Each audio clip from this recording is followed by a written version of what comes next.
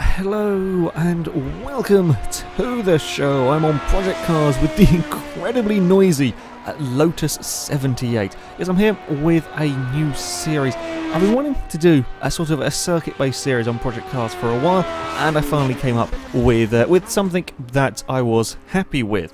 The track that we are using is the Imola circuit, a rather fearsome racetrack. It may not be quite as long as the likes of the Nürburgring, but this is certainly an infamous track and certainly a very challenging one. It's challenging for a number of reasons. First of all, it is generally quite a fast track.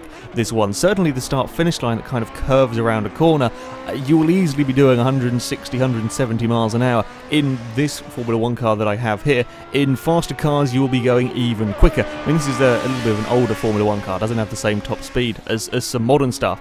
But yeah, certainly some of the corners here are incredibly fast, but there's a good mixture of corners. There's some medium speed corners, there's some very slow speed chicanes as well. There are plenty of corners to challenge the cars. One of the other reasons why it is such a difficult track, certainly to learn to drive as well, is the elevation changes. There is a lot of climbing up hills and going down hills and so on, and half the corners here are completely blind. There's it really is a tough track to learn because you just don't see most of the corners here, especially when you're sat so low down in a Formula 1 car. You just don't see the corners. You kind of turn in and hope that the track's still where you remember it. It's a tough track. It really is a very, very tough track to learn. I'll get things a little bit wrong. Slightly outbraking myself into that corner.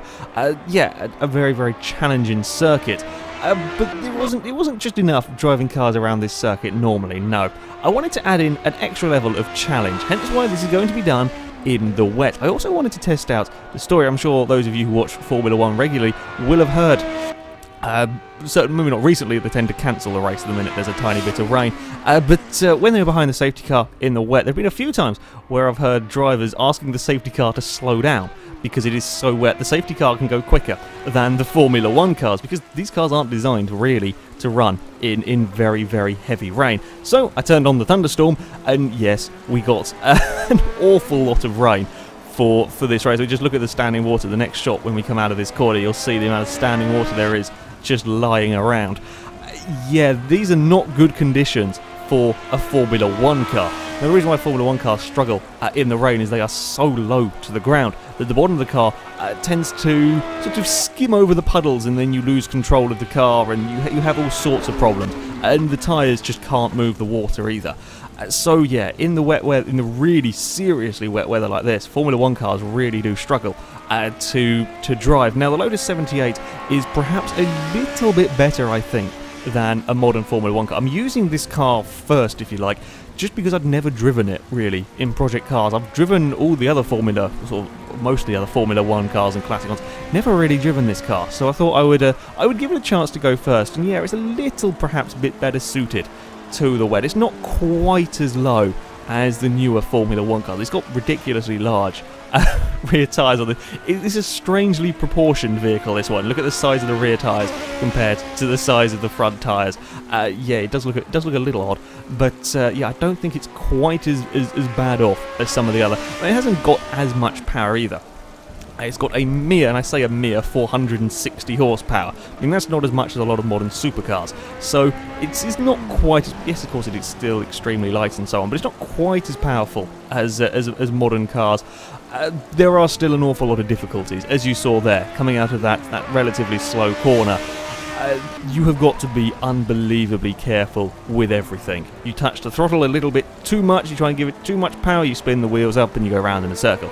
You touch the brakes and the front wheels lock, and then you have a big crash as well. It is it takes a long time. I say a long time.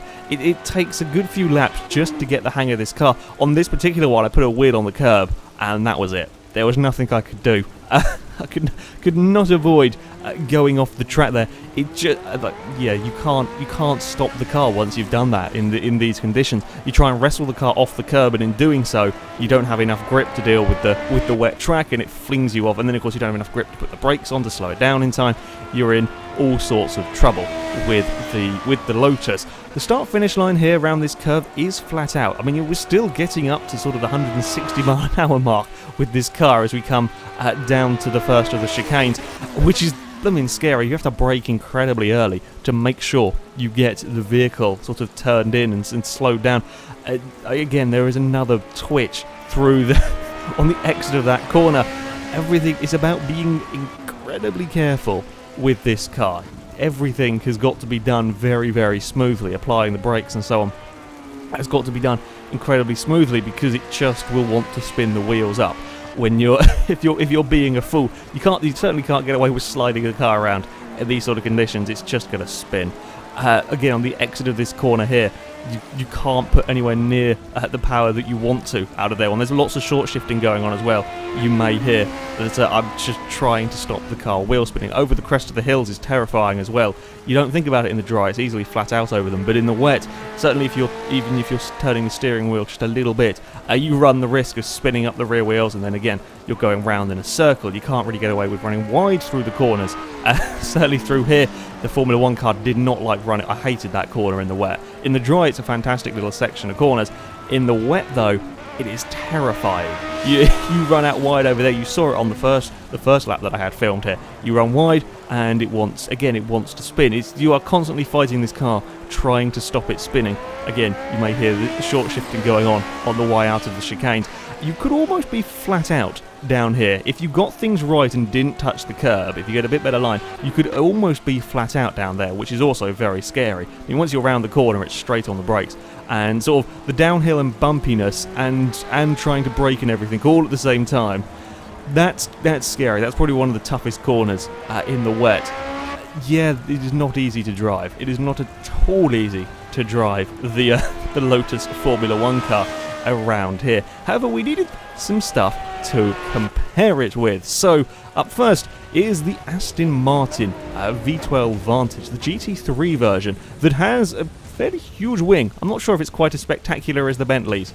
I've not decided. It's still a fairly ridiculous... I mean, it's higher and wider than the car. It is a fairly sizable wing. We're hoping for downforce, not that we're really going fast enough for the aero to be of a huge amount of use.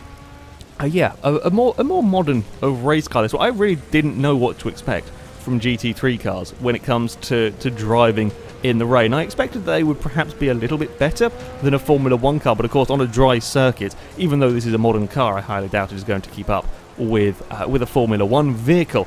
As far as power goes, well, the Aston Martin is of course rear-wheel drive as well, 520 horsepower in this vehicle, a little bit more powerful than the Lotus Formula 1 car, but it's not by a huge amount.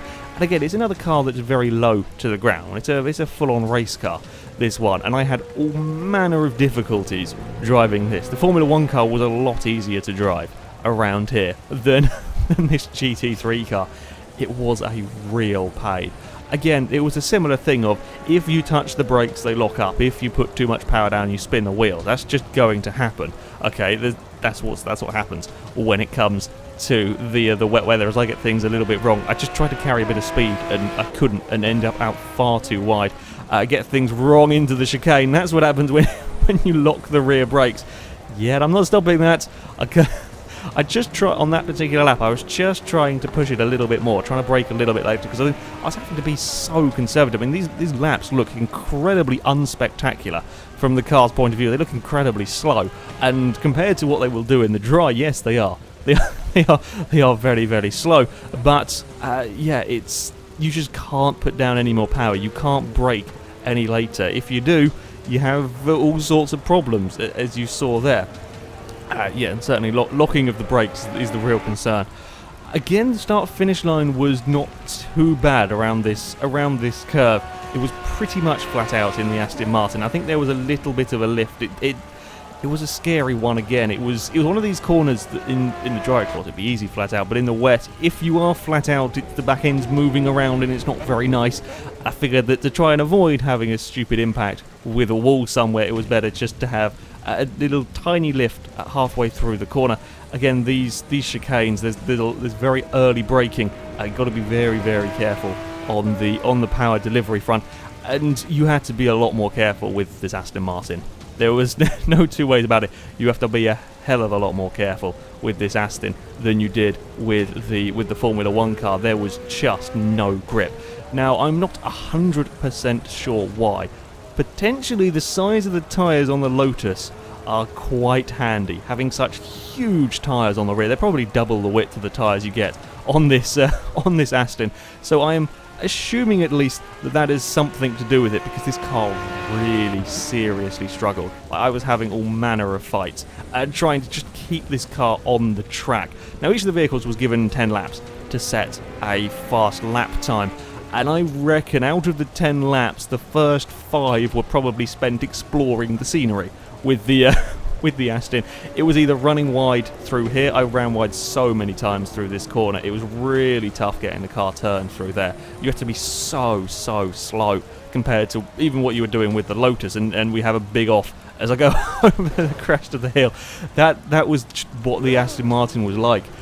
Everything was, you had to be incredibly careful with it. Yeah, it was an incredibly tough car to drive. I spent quite a few laps. Towards the end, I was starting to get the hang. I was starting to get the hang of the Aston Martin, and I got sort of 4 or 5 decent laps out of it. But for the first ones, there was a lot of exploring, because there was just absolutely no grip. It was slightly less scary over the bumps, I will say that, and sort of the undulations weren't quite as bad in the Aston Martin compared to that. Well, I mean, you can see there I had a wheel on. I don't know why, it was a stupid idea, but I did have a wheel on the curb as I came over that, and the Aston Martin was okay. It could deal with that, but it was just the general grip levels of the car through the corners. I couldn't carry the same quarter speed. I couldn't brake as late as I could with the Formula 1 car. Yeah, I would much rather be driving the Lotus for this one, which, as I said, I didn't really quite know what to expect, but certainly the GT3 car was a scary one. It was a very, very tough one to keep it around the track and to just try and stop it doing the stupid things that it likes to do again into the chicane. Yeah, that one that didn't work. I was too late on the brakes and it just locked and slid. Yeah, no, Aston Martin, a tough car to get around a track. For a final vehicle today, I wanted to have a go with a road car. As you can see, we've got much more ride height. I mean, it's still, of course, a lowered supercar, but we have got more ride height to play with. And I'm thinking the wet weather tyres, potentially at least on road cars, may be designed to clear a little bit more water. Again, you've got more ride height to play with, and so on. The vehicle that I am using is the Rough RGT8, and amazingly, this is the most powerful car that I used. Out of the 3, the Rough is the most powerful, 540 horsepower. Okay, it's not a huge amount more, but it is the most. And I was quite surprised to to find out that. Yeah, most powerful car here. Now, I was wondering if this was 4-wheel drive. It isn't. The Rough's a rear-wheel drive, which kind of surprised me, because this was not that bad to drive at all. It wasn't particularly terrible. It felt like it had decent grip out of the corner. That's why I was wondering if this was 4-wheel drive. Also, the lights should be on. The replay went a little bit funny. Yeah, I wouldn't be driving this without the lights on. Yeah, it felt like it was 4-wheel drive. That's the kind of traction we had out of the corners. Yes, I mean, it's still wet. It's still a lot less grip than you would get in the dry, but it didn't feel as bad as the other 2 cars. I didn't have to be quite as tentative with the vehicle when it came to the power delivery. Didn't have to be quite as tentative when it came to the brakes either. Perhaps not quite as powerful a brakes in the Rough, but you could get away with a little bit more in this car. You could get away with I say experimenting, but you could get away with trying to, again, I'm across the curb there with the Rough and there are no problems. It's a little bit scary still braking down into that. That is such a horrible corner. It's great fun in the dry. In the wet, it is a terrifying one. The replay cameras don't really show just how bumpy it is down there as well. Trying to slow the car down when there's puddles, trying to stop the front wheels from locking, it doesn't always end well. But the Rough was much easier to drive. There were a couple of scary things to contend with. You see how much it is moving around through that first section. Yeah, this is a road car. It feels as if the suspension is made of jelly when you've just gone from driving a Lotus Formula 1 car and a GT3 Aston Martin, because there is a lot of body roll in comparison. I would hate to. I mean, this is still a supercar. It's still going to have sporty suspension on the damn thing, but it feels terrifying. It feels like there is so much movement through those first corners. Again, this is another car that was very much on the edge of being flat out through the first corner there, through those first sort of sweeping corners. Because if you kept the throttle nailed, there was so much body roll.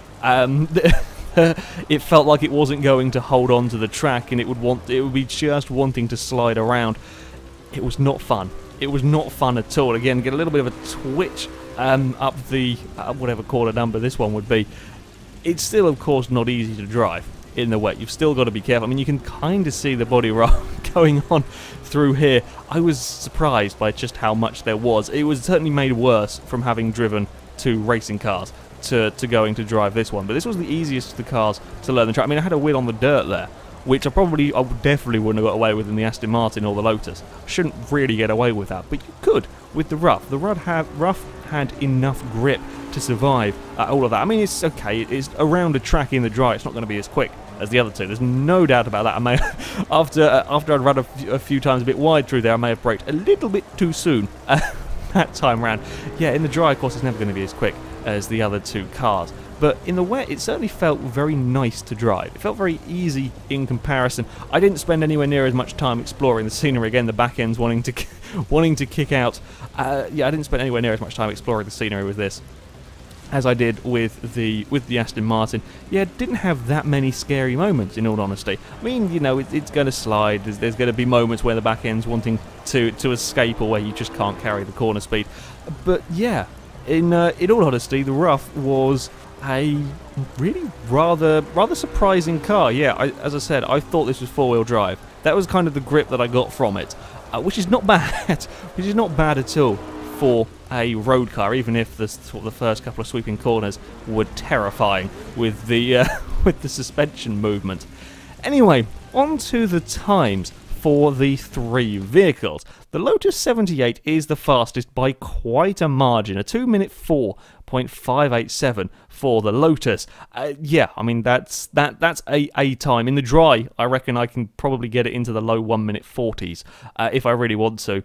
If I had 10 laps to practice, I probably could. That's the kind of the difference in times.